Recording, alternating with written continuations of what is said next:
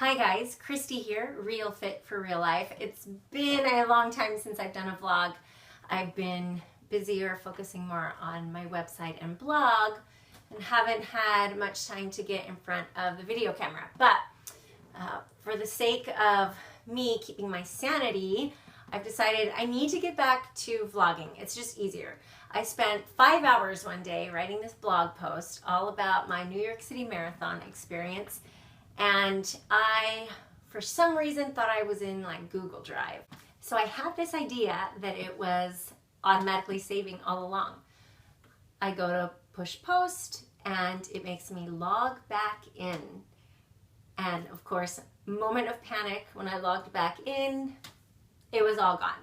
And I haven't had the heart to go back and redo it. So that's 5 hours of my life I'll never get back. And that's a whole big long blog post that was near and dear to my heart that no longer exists, and I just can't deal with it right now. So back to the vlog. Here I am, and this is what I want to chat about today. It's been weighing on my mind.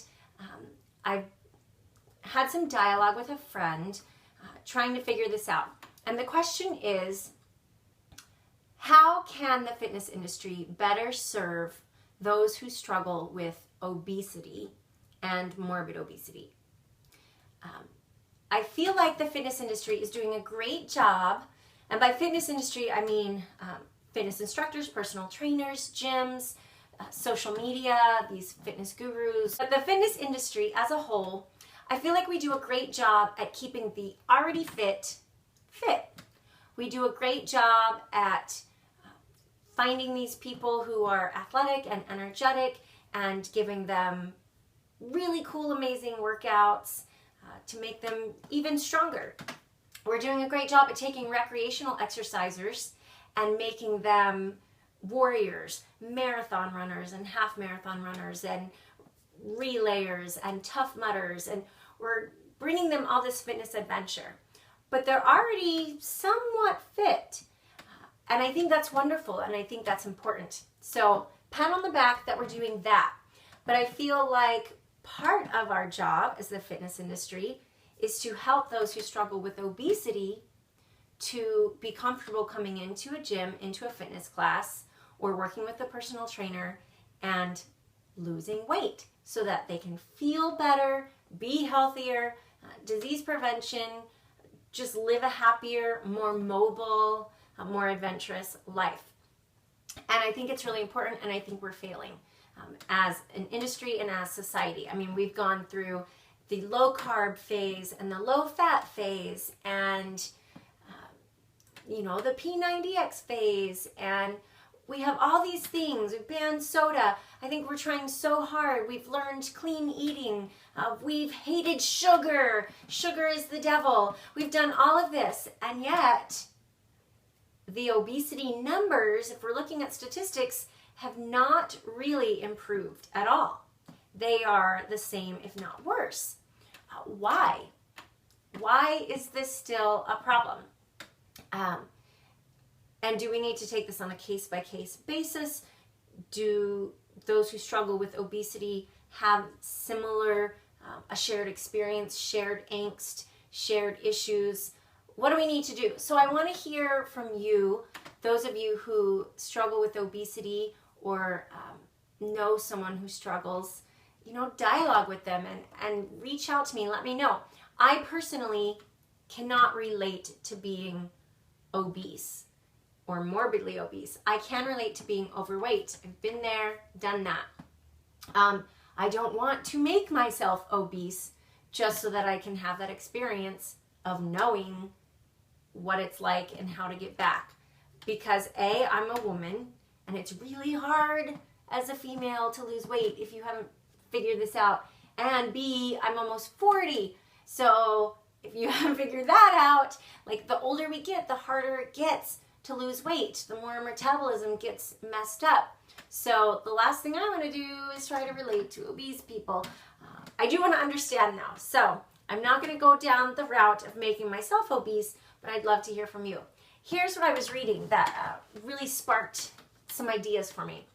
It was in the most recent Idea Fitness Journal, which Regular people do not get, because this is an industry magazine. I write for them. I was published in this issue, so that's very exciting.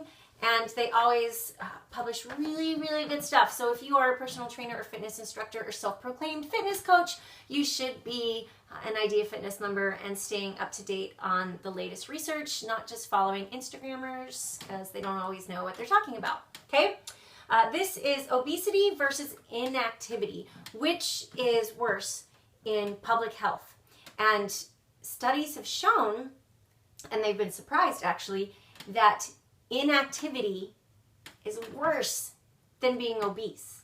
It is better to be fat and fit than to be skinny and inactive and unfit.